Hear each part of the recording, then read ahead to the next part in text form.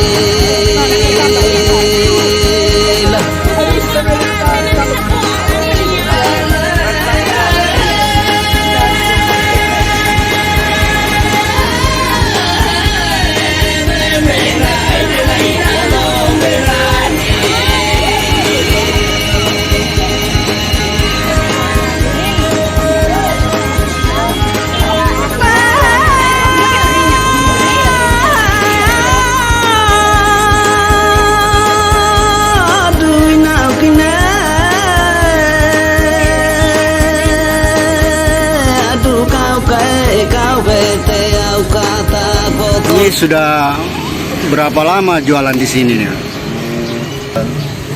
3 bulan ya. Kalau kemarin tuh jualannya kan masih pakai motor, ya, jualan keliling. Sekarang pakai gerobak. Itu perbedaannya di mana sampai bisa rubah ke gerobak? Di sana kan saya keluar keluar jam 10 sampai 11 pagi. Nah, jam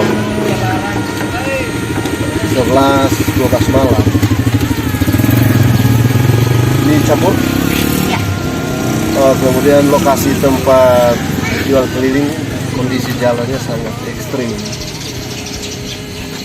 Lalu kondisi motor saya juga tidak mendukung. Lokasi beli daging saya juga jauh, kurang lebih 10 km. Tiap pagi saya turun belanja. Kalau dengan gerobak itu bagaimana? Kalau dengan gerobak itu penghasilannya lebih bagus dari jualan pakai motor. Lebih bagus dari jualan pakai motor. Dulu saya pakai motor satu hari penghasilan sekitar 500 sampai 700 ribu. Tapi ketika saya pakai gerobak di kota itu satu hari itu 800 sampai 1 juta. Terus selain itu apalagi yang sedikit ada perbedaannya? Perbedaannya ini soal efisien waktu. Kalau di sini waktunya sangat efisien.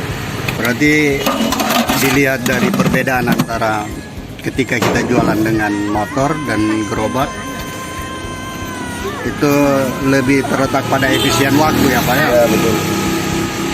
Selain itu juga ketika kita masih di tempat yang lama,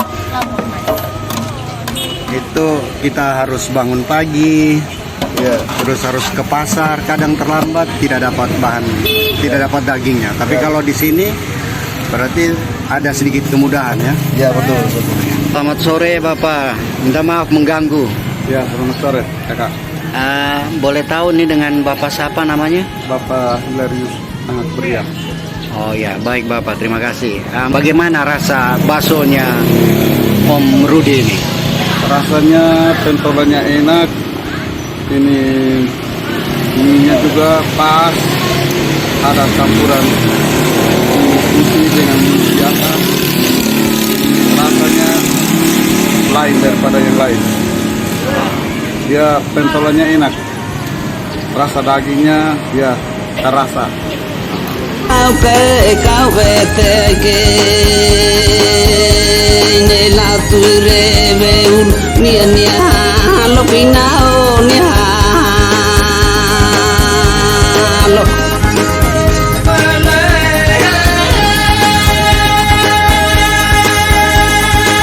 Sebelum jualan bakso yang sekarang Om Rudi sudah tekuni kurang lebih 1 tahun lebih, itu apa pekerjaan Om Rudi sebelum jualan bakso? Dulu masih tahun 99 saya ojek. Sampai 2018 saya merantau ke Bali, Denpasar. Sampai sana saya kerja sebagai sopir taksi Bluebeard. Taksi Bluebeard. Muncul wabah corona di tahun 2020. Kami dirumahkan dari perusahaan. Akhirnya saya memilih untuk kembali ke Melaka. Sampai di sini saya juga bingung mau buat apa di sini. Akhirnya saya kerja serabutan di sini. Sini saya kerja serabutan. Dan saya juga sempat mengontrak sebuah mobil pick up untuk cari muatan. Namun dalam perjalanan kurang lebih 1 bulan datanglah bencana Seroja. Dari waktu itu semua jembatan putus. Akhirnya mobil saya kembalikan. Dan saya juga setelah saya kembalikan saya bingung mau buat apa. Akhirnya saya memilih untuk jual bakso. Saya jual bakso. Karena bakso ini saya memilih jual bakso karena jual bakso ini lebih bagus karena dari sini ke sana kita jual, pokoknya kemana-mana kita jual, dalam musim pun tetap kita jualan. Strategi apa yang Om Rudi buat, terutama dalam inovasi-inovasi berjualan bakso. Kalau kita mau lihat kan jualan bakso di Betun sini juga cukup banyak. Itu mungkin bisa diceritakan sedikit, mungkin ada strategi-strategi lain yang Om Rudi pakai dalam hal menjual bakso. Oh ya, kalau di kota saya banyak strategi untuk mencari uang. Nah, dulu saya pakai motor hanya jualan bakso. Tapi ketika saya pakai gerobak dorong, ada saya menambahkan lagi berapa macam jualan. Jadi yang saya jual di gerobak itu nasi bungkus, bakso, gorengan, kemudian bakso gelas. Bakso gelas itu saya jual 5.000. Itu untuk anak-anak sekolah. Kebetulan jualan saya tempatnya pas di depan SMK Willebroad itu. Sehingga penghasilan saya itu dulu di sana satu hari 500 sampai dengan 700 ribu. Ketika saya di sini sudah ada penambahan beberapa macam usaha, akhirnya dia berkembang sampai satu hari pendapatan sekitar 800 sampai 1 jutaan, 1.200.000 kadang. Baik, menarik sekali Om Rudi. Memang untuk ukuran Betun, namanya bakso gelas, itu hal yang sedikit langka, tapi Om Rudi berhasil membuat satu inovasi. Iya, betul. Bisa jual bakso gelas. Ya. Dari sini saya bisa melihat bahwa ternyata Om Rudi orangnya sangat inovatif ya dalam Ya. melihat peluang, Iya. kreatif. Jadi kalau selain keuntungan yang sedikit berlipat, apa ada alasan lain? Yang saya tahu kemarin bahwa Om Rudi harus bangun pagi beli daging ke Betun, terus pulang lagi, terakhir keluarnya terlambat. Iya. Jadi dengan pindah ke Betun itu merupakan satu strategi sehingga bisa memiliki efisien waktu yang baik. Iya. Sebelumnya Om Rudi sudah pernah belajar tentang bakso. Untuk kerja bakso saya dulu tidak pernah jualan bakso, tidak pernah tahu kerja bakso. Tapi yang ada mungkin hanya keinginan mau bekerja. Karena waktu saat itu saya bingung cari kerja, akhirnya saya melihat teman-teman dari luar Malaka. Mereka bisa hidup sukses di Malaka dengan jualan-jualan mereka. Kenapa orang Malaka tidak bisa? Akhirnya saya mencoba untuk ikuti apa yang mereka buat, dan ternyata saya berhasil dan saya bisa buat bakso. Jadi kerja apa saja tidak selamanya kita harus tunggu orang ajar kita dulu, tapi bagaimana kita cara memulai, melihat apa yang baik lakukan. Dan sekarang saya sudah menjadi penjual bakso di Malaka dengan inovasi saya yang seperti tadi sudah saya bilang, bisa jual di gelas. Yang jual di gelas ini cuma saya. Sebelum pindah ke Betun kerja dengan gerobak, itu ada hal yang memotivasi atau ada hal-hal lain sehingga Om Rudi bisa mengambil peluang usaha ini di Betun. Oh ya, ketika saya ke Betun, sudah di Betun, saya melihat situasinya, peluangnya sangat besar untuk bisa membuka usaha, memperlebar usaha. Akhirnya saya juga mencoba untuk mengajukan pinjaman kedua di setia. Dan saat itu saudara-saudara yang setia mereka memotivasi saya lagi, mereka memberi saya masukan-masukan yang positif, dan saya salut dan saya ikuti itu, dan ternyata betul saya lakukan dan sekarang saya merasakan hasilnya. Ini mungkin pertanyaan terakhir dari kami. Semoga pertanyaan ini bisa memberi motivasi untuk saudara-saudara kita yang lain. Kira-kira tips atau kiat-kiat apa yang membuat Om Rudi bisa sukses sampai dengan sekarang ini? Mungkin bisa diceritakan, bisa berbagi untuk kami dan saudara-saudara yang lain. Oh ya, baik. Itu yang pertama, kesabaran. Sabar dalam menghadapi semua tantangan, ujian, cobaan dalam melaksanakan kerja kita sehari-hari. Kemudian yang kedua, tekun. Kita harus tekun untuk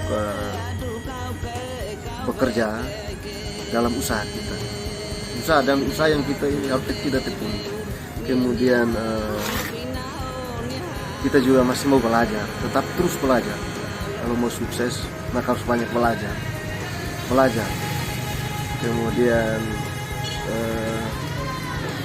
yang berikut, inovasi. Kita harus berinovasi. Saya pernah dengar ada satu kalimat atau beberapa kalimat yang digabungkan: berpikir, bertindak, kebiasaan, watak menentukan nasib. Kalau sudah berpikir ya harus bertindak. Kalau kita bertindak nanti akan menjadi terbiasa. Dan setelah kita jadi terbiasa, watak tinggal menentukan nasib kita. Mungkin itulah sebuah pesan dari saya. Sungguh menarik Om Rudi. Ternyata kiat-kiat yang dimiliki Om Rudi itu yang pertama, bahwa kita harus sabar. Ya. Terus yang kedua tekun. Yang ketiga mau belajar. Jangan hanya karena pada sampai titik sekarang ini kita harus berhenti, tapi tetap kita harus belajar terus, karena perubahan itu selalu terjadi setiap saat dan selalu berinovasi. Terima kasih Om Rudi untuk tips-tipsnya dan cerita-ceritanya tadi. Semoga bisa memotivasi saudara-saudara kita yang lain untuk mau berusaha. Dan sekali lagi terima kasih banyak. Semoga Om Rudi tetap sukses dan berkelanjutan. Amin.